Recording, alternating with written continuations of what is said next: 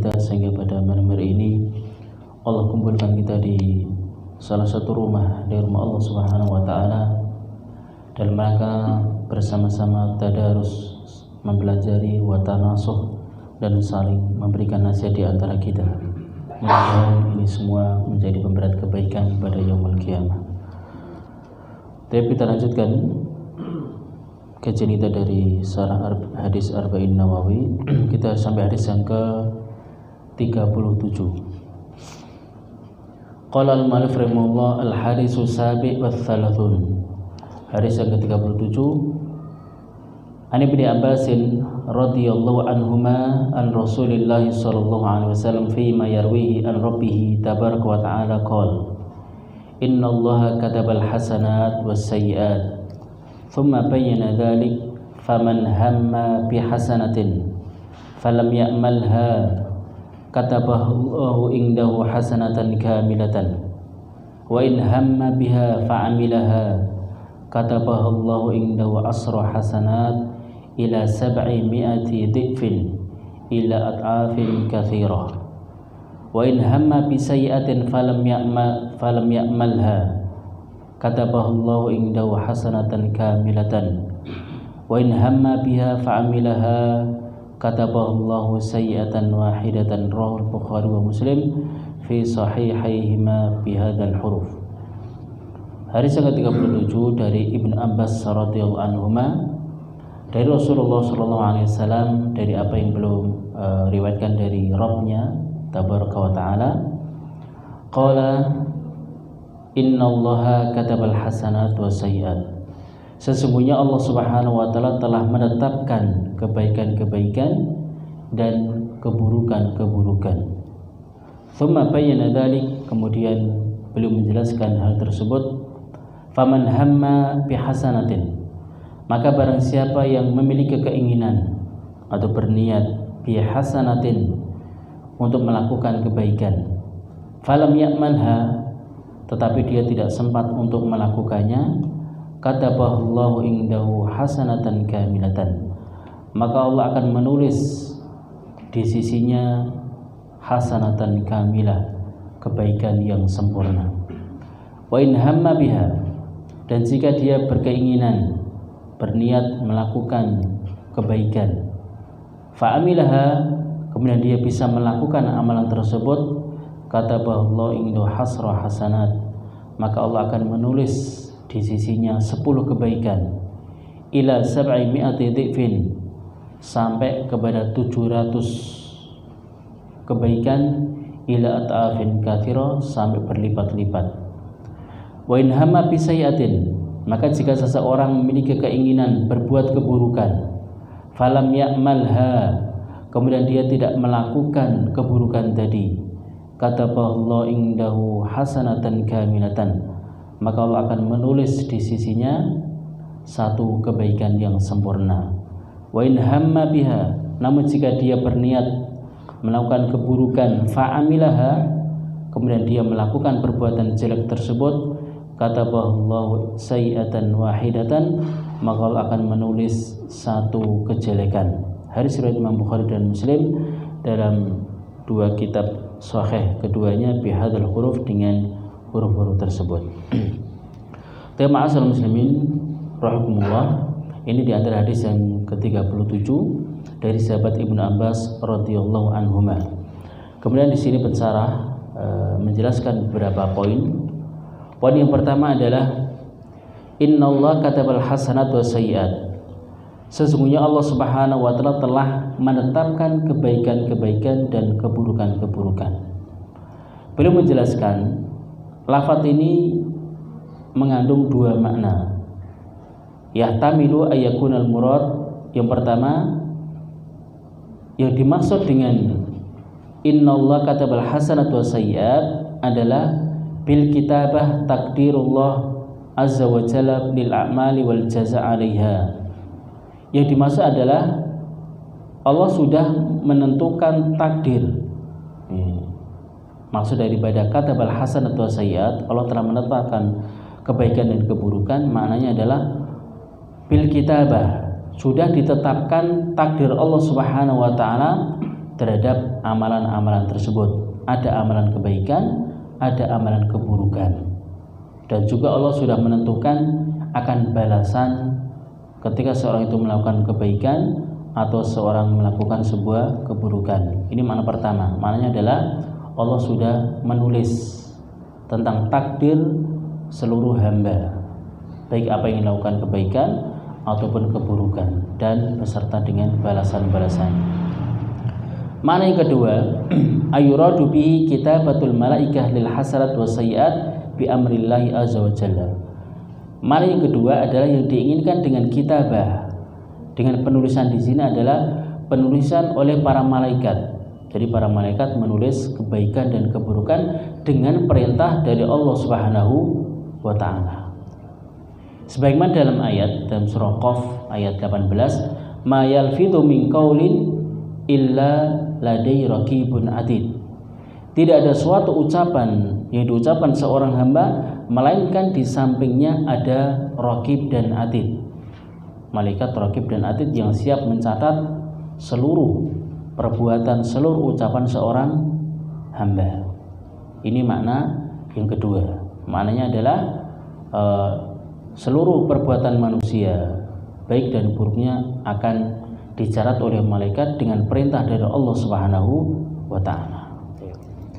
Yang menguatkan makna ini pula yaitu hadis dari sahabat Abu Hurairah radhiyallahu anhu dalam kitab Tauhid. Hadis ini dalam Sahih Bukhari. Ya. Di situ dengan lafaz idza arada abdi ayyamala sayi'atan fala taktubuha alaihi hatta ya'malaha. Apabila hambaku berkeinginan melakukan satu kejelekan, maka janganlah kalian menulisnya sampai dia mengamalkan perbuatan jelek tersebut. Fa in amilaha faktuba law bimithliha. Namun jika dia melakukan keburukan tadi, maka tulislah dengan semisalnya. Ketika dia melakukan satu kejelekan, maka tulislah dengan satu kejelekan.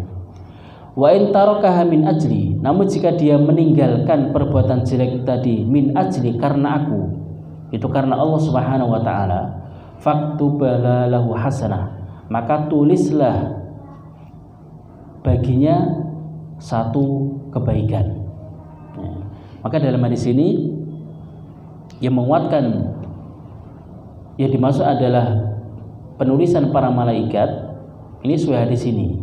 Jadi Allah Subhanahu wa taala mengatakan apabila hambaku yang berkeinginan, berniat melakukan satu kejelekan, maka Allah memerintah kepada malaikat janganlah engkau tulis sampai dia mengamalkannya. Namun jika seorang hamba tadi berniat melakukan keburukan, ya, kemudian dia bisa melakukan perbuatan jelek tadi, maka tulislah yang semisalnya. Maka ini menunjukkan bahwasanya Allah memerintahkan kepada para malaikat untuk menulis seluruh kebaikan atau keburukan. Ini di antara hadis yang menguatkannya. Wa in tarakaha min ajli.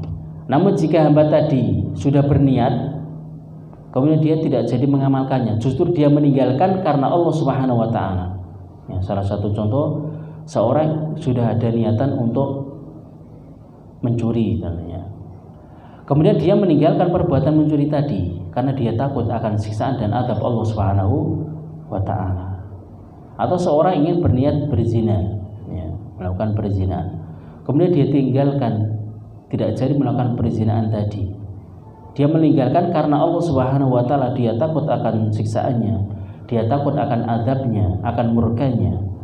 Maka ketika seorang itu berniat melakukan keburukan, tidak jadi melakukannya karena Allah Subhanahu wa taala, maka akan ditulis satu kebaikan. Maka ini merupakan karunia dari Allah Subhanahu wa taala. Ma'asyiral muslimin rahimakumullah. Hadis ini yang meriwayatkan adalah Abu Hurairah radhiyallahu anhu. Ya. Yang mana Abu Hurairah radhiyallahu anhu termasuk di antara sahabat yang paling banyak meriwayatkan hadis Nabi sallallahu alaihi wasallam. Di antara sekian sahabat yang paling banyak meriwayatkan hadis adalah Abu Hurairah radhiyallahu anhu. Siapa nama beliau? Siapa? Abdurrahman bin Sakhar. Barakallahu fikum. Jadi nama Abu Hurairah adalah Abdurrahman bin Sakhar. Beliau adalah sahabat yang paling banyak meriwayatkan hadis, lebih daripada 5.000 hadis. Apa rahasianya? Padahal Abu Hurairah ini berteman dengan Rasulullah itu hanya 3 tahun.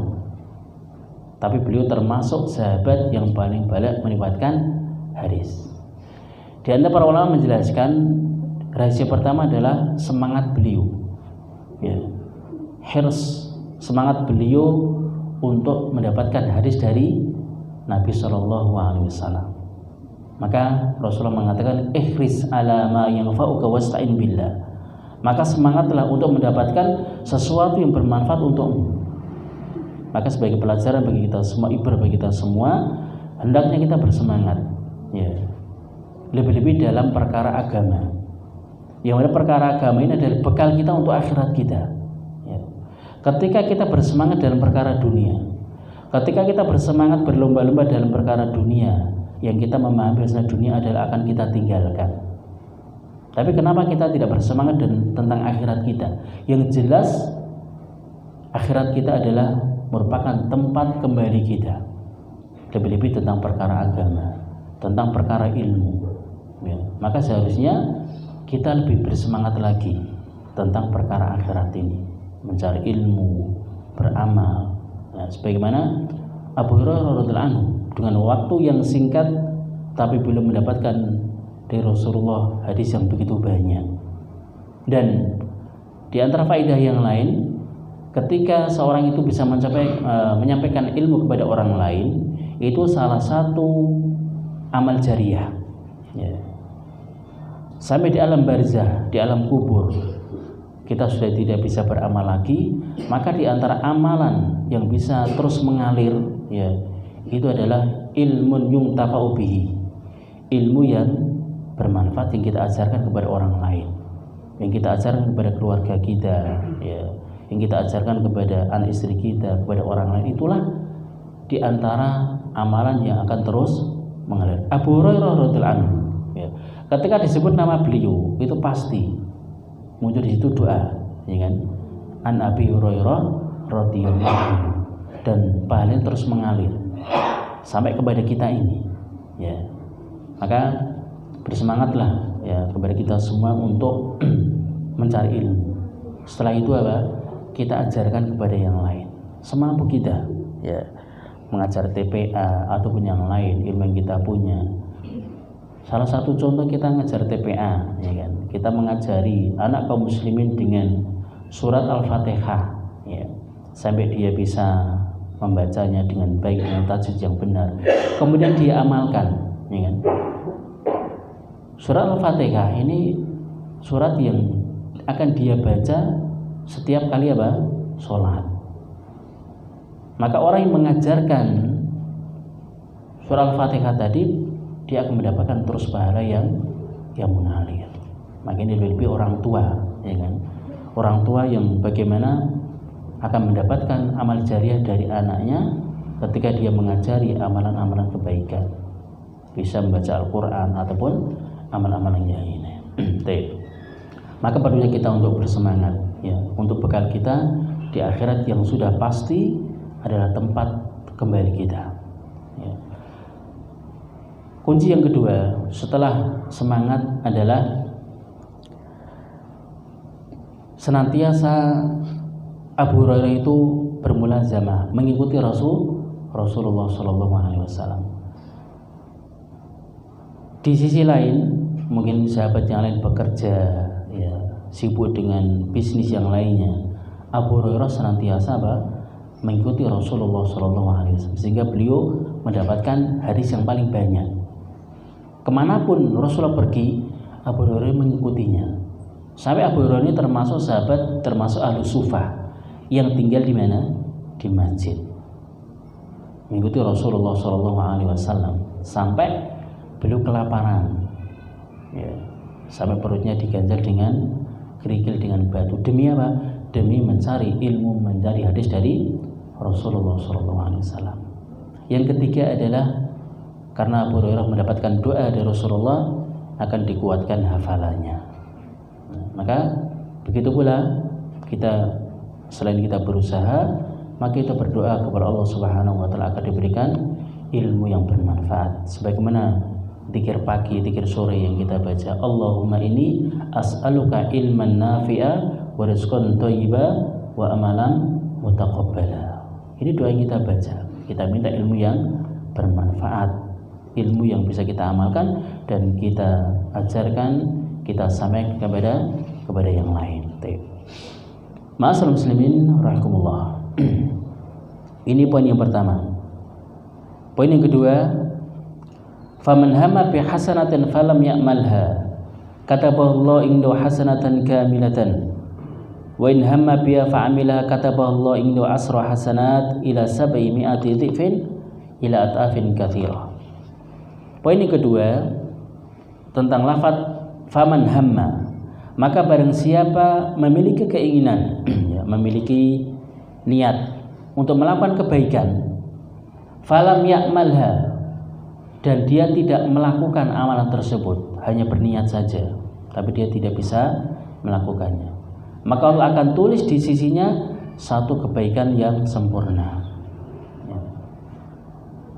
Ini pentingnya tentang perkara niat. Ketika seorang sudah punya niat kebaikan, mungkin dia berniat untuk mencari ilmu, berniat untuk infak, sedekah, melakukan kebaikan, ketika dia tidak bisa melakukannya, sudah ada niat, maka Allah akan tulis baginya satu kebaikan. Maka ini termasuk min fadlillah, termasuk dari karunia dari Allah Subhanahu wa taala dan kemurahan kasih sayang Allah Subhanahu wa taala kepada para hambanya. Wa in hamma biha fa'amilaha, namun ketika seorang hamba memiliki niat, memiliki keinginan melakukan sebuah kebaikan, kemudian dia bisa melakukannya, maka Allah akan tulis di sisinya 10 kebaikan sampai 700 kali lipat, bahkan berlipat-lipat sesuai dengan kehendak Allah Subhanahu wa taala.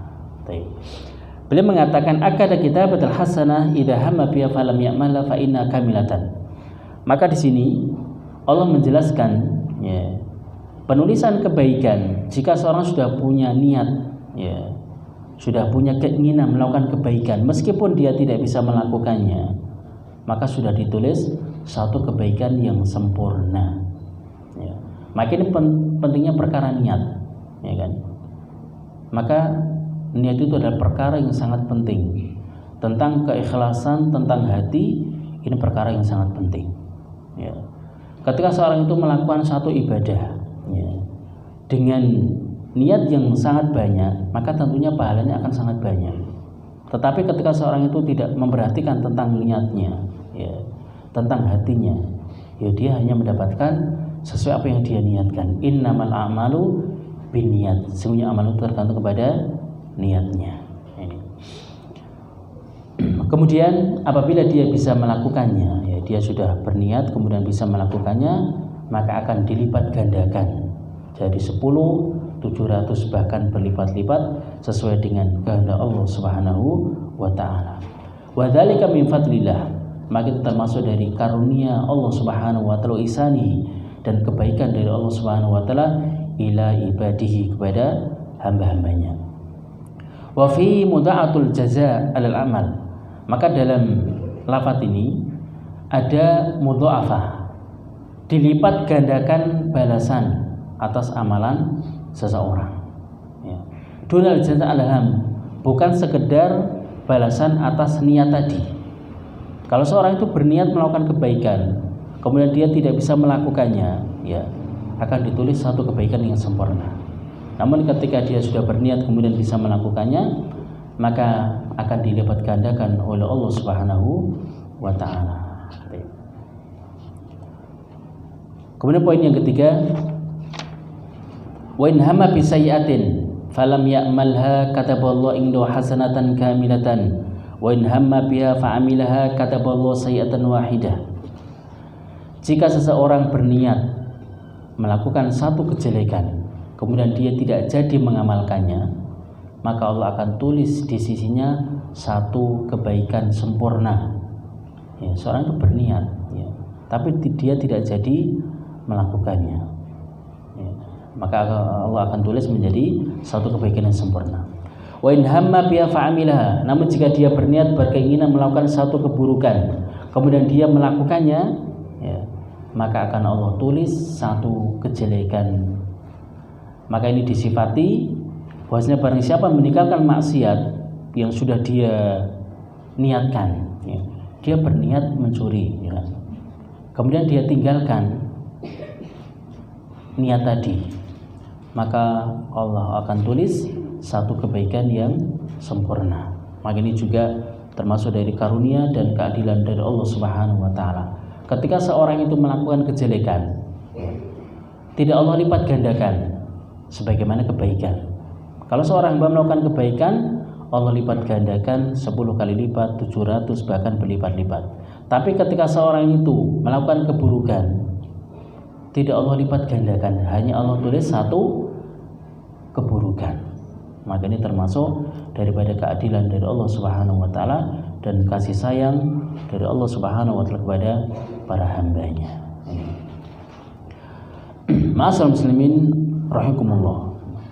Ibnu Katsir rahimahullah taala menafsirkan tentang ayat Allah Subhanahu wa taala dalam surah Al-An'am ayat 160 yang berbunyi man jaa bil hasanah falahu asyru amsalihha. Barang siapa melakukan kebaikan maka baginya 10 kali lipat kebaikan.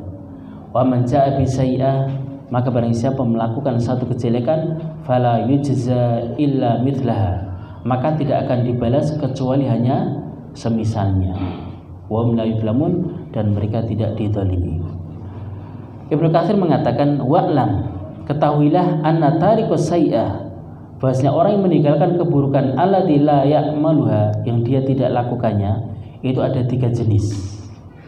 Jadi ketika seorang itu berniat melakukan keburukan, ya, kemudian dia tidak jadi mengamalkan keburukan tadi, ini ada tiga jenis. Pertama adalah tarotan yatrukuha lillah, dia meninggalkan kejelekan tadi itu karena Allah Subhanahu wa taala, karena takut akan siksaannya, takut akan azab Allah Subhanahu wa taala. Maka orang seperti ini maka akan ditulis baginya hasanatun ala kafiya anha Allah taala, maka akan ditulis satu kebaikan yang sempurna. Ini yang pertama. Yang kedua adalah jika dia meninggalkannya, ya, dia sudah berniat kemudian dia tidak jadi melakukannya karena lupa, ya, karena apa? Karena lupa. Maka orang seperti ini tidak ditulis kebaikan, tidak pula ditulis keburukan. Ya. Contoh seorang itu ingin, ya, membunuh saudaranya, ya. Dia tidak jadi, sudah berniat, ya, menyakiti saudaranya, dia tidak jadi karena lupa, ya, atau mungkin karena ketiduran atau yang lainnya. Maka orang seperti ini apa? Tidak ditulis kebaikan, tidak pula ditulis keburukan. Yang ketiga, ketika dia sudah berniat keburukan kemudian dia tidak mengamalkannya karena tidak mampu, karena mungkin lemah, atau mungkin karena tidak punya kekuatan atau yang lainnya, maka orang seperti ini, ya, maka akan ditulis baginya satu kejelekan, ya, karena dia meninggalkannya bukan karena Allah, karena meninggalkannya karena dia tidak mampu. Ini dikuatkan dengan hadis berkaitan dengan hadis yang menjelaskan tentang idza iltaqal muslimani bi sayfihima fal qatil wal maqtul finnar. Apabila dua orang muslim bertemu, itu bertengkar, ya kan? Dua orang muslim iltaqa bi sayfihima, bertemu dengan dua pedangnya, maknanya adalah bertengkar. Fal qatil wal maqtul finnar, maka orang yang membunuh dan terbunuh keduanya berada di neraka. Ada dua orang muslim berkelahi, sama-sama membawa pedang, salah satunya terbunuh, maka yang terbunuh dan yang membunuh keduanya berada di neraka. Maka para sahabat bertanya, ya Rasulullah, hadzal qatil, ya Rasulullah, maka orang yang membunuh jelas kalau dia berada di neraka, itu maklum.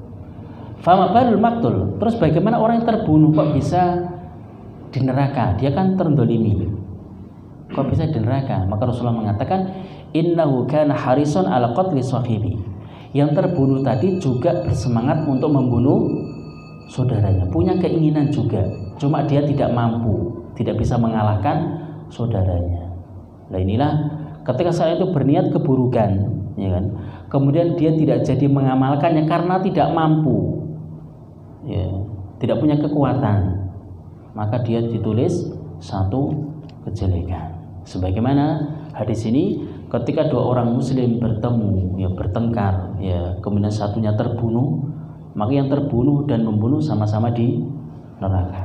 Karena orang yang terbunuh tadi dia juga bersemangat untuk membunuh saudaranya. Nah ini, ma'asyiral muslimin rahimakumullah, ini diantara 3 perincian bagi orang yang sudah berniat keburukan tetapi dia tidak jadi mengamalkannya. Dilihat niatnya. Kalau memang niatnya dia meninggalkannya adalah karena Allah Subhanahu wa taala, karena takut akan siksaan dan azabnya, maka itulah yang akan ditulis satu kebaikan. Tapi ketika dia sudah berniat keburukan, tidak jadi mengamalkannya karena lupa, ya, atau mungkin yang lain, ya, maka tidak ditulis kebaikan, tidak pula ditulis keburukan. Yang ketiga, ketika dia meninggalkannya itu karena dia lemah atau malas atau mungkin tidak ada kesempatan ataupun yang lainnya, maka hal seperti ini ditulis satu kejelekan. Ma'asyiral muslimin rahimahullah, ini diantara penjelasan yang boleh dijelaskan tentang hadis ini. Kemudian faedah yang dapat kita ambil dari hadis ini, pertama adalah itsbatu kitabatil hasanat wa sayyi'at. Ada penetapan penulisan kebaikan dan keburukan. Bahwasanya kebaikan dan keburukan itu sudah ditulis oleh Allah Subhanahu wa taala melalui takdirnya, atau dengan makna yang kedua adalah ditulis oleh para malaikat dengan perintah dari Allah Subhanahu wa taala. Jadi mana yang beliau jelaskan, kitabah tadi adalah bermakna penulisan takdir atau penulisan oleh para malaikat dengan perintah Allah. Ini semuanya maknanya adalah benar. Ya, jadi kitabatul hasanat wa sayyi'at, adanya penulisan yaitu penetapan takdir kebaikan dan keburukan, atau penulisan oleh para malaikat dengan perintah dari Allah Subhanahu wa taala. Faedah yang kedua, ana min fadlillah mudha'afat thawabil hasanat. Bahwasanya termasuk dari karunia dan kemurahan dari Allah Subhanahu wa taala, Allah melipat gandakan kebaikan. Ya. Jadi ketika seorang itu melakukan suatu kebaikan, maka akan Allah lipat gandakan. Sebagaimana seorang itu membaca Al-Qur'an, ya kan?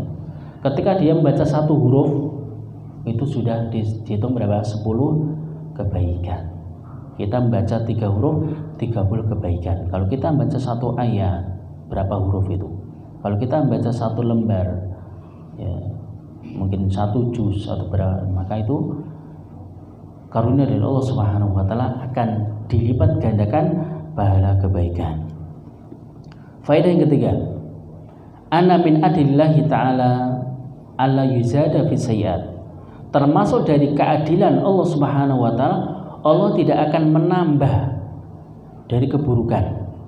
Ketika seorang itu melakukan satu kejelekan, ya Allah hanya menulis satu kejelekan. Tidak Allah lipat gandakan menjadi 10 kali, 20 kali, tidak. Itu termasuk dari keadilan dari Allah Subhanahu wa ta'ala. Maka Allah tidak akan berbuat zalim kepada hambanya. Faedah yang keempat, annallahu yuthibu 'alal hambil hasanah idza lam ya'malha bi kitabatiha hasanatan kamilatan. Bahwasanya Allah Subhanahu wa taala memberikan pahala atas keinginan atau niat seseorang melakukan kebaikan, apabila dia tidak melakukannya ditulis menjadi satu kebaikan dengan sekedar niat saja. Oh iya, saya berniat untuk berinfak, ya. Tapi kata Allah tidak memberikan keluasan rezeki, maka ketika sudah ada niatan, maka sudah ditulis satu kebaikan yang sempurna. Contoh yang lain, ketika seorang itu berniat untuk menghadiri majelis taklim, ya kan, qadarullah tidak bisa karena mungkin ada satu hal, ada udzur, maka dia sudah ditulis satu kebaikan. Maka ketika seorang itu berniat ya, melakukan kebaikan, meskipun dia tidak bisa melakukannya, maka kemurahan dari Allah akan ditulis menjadi satu kebaikan yang sempurna. Faedah yang kelima, anna man hama bi sayyi'atin wa tarakaha min ajlillah yuktabu lahu bi tarkiha hasanatun kamilah. Bahwasanya barang siapa yang berniat melakukan keburukan kemudian dia meninggalkannya karena Allah Subhanahu wa taala, maka akan ditulis menjadi kebaikan yang sempurna. Ya. Tapi dengan catatan dia meninggalkan maksiat, dia meninggalkan keinginan buruk tadi itu karena Allah Subhanahu wa taala, bukan karena tidak ada kesempatan, bukan karena lemah ataupun yang lainnya. Kemudian faedah yang keenam yang terakhir adalah at-targhib fi fi'lil hasanat wa tarhib min fi'lis sayyi'at. Anjuran untuk melakukan kebaikan-kebaikan apapun itu, sekecil apapun. Ya, sekecil apapun, ketika saya itu berniat melakukan kebaikan, meskipun tidak bisa melakukannya, akan ditulis kebaikan yang sempurna. Dan juga at-tarhib, untuk menjauhi dari perbuatan-perbuatan buruk. Ya, maka keburukan yang kita lakukan itu hakikatnya adalah akan membuat satu titik di hati kita. Ketika banyak maksiat, banyak dosa yang kita lakukan, maka semakin hitam, semakin gelap hati yang ada di tubuh kita. Ma'asyiral muslimin rahimakumullah, ini beberapa faedah yang beliau sampaikan berkaitan dengan hadis yang ke-37. Demikian yang kita sampaikan, mudah-mudahan bermanfaat, mungkin banyak khilaf dan kekurangan. Kami mohon maaf yang sebesar-besarnya. Wa akhiru da'wana subhanaka bihamdik asyhadu an la ilaha illa anta astaghfiruka wa atubu ilaik. Assalamualaikum warahmatullahi wabarakatuh.